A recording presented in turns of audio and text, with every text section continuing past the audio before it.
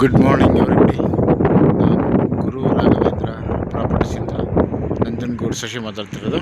ಈ ರಸ್ತೆ ಬಂದು ನಂಜನಗೂಡಿಂದ ಚಾಮರಾಜನಗರಕ್ಕೆ ಹೋಗೋ ರಸ್ತೆ. ಸೊ ನಂಜನಗೂಡಿಂದ ನೀವು ಒಂದು 8 ಕಿಲೋಮೀಟ್ರ್ ಬಂದರೆ ಸಾಕು ಇಲ್ಲಿ ತನಕ. ಈ ರಸ್ತೆಗೆ ಅಟ್ಯಾಚ್ ಆದಾಗೇ ಒಂದು 25 ಕುಂಟೆ ಒಂದು ಜನರಲ್ ಪ್ರಾಪರ್ಟಿ ಮಾರಾಟಕ್ಕಿದೆ.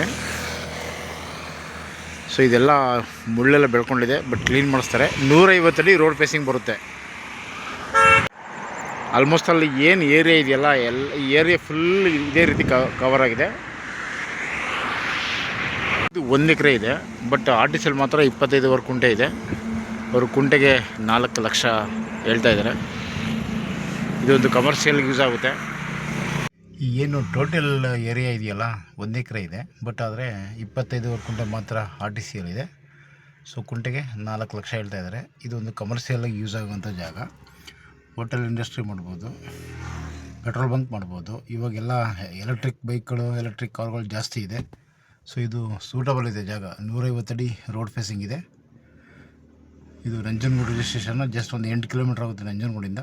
ಮೈಸೂರಿಂದ 26 ಕಿಲೋಮೀಟ್ರ್ ಆಗುತ್ತೆ ರಿಂಗ್ ರೋಡಿಂದ. Okay, thanks for watching.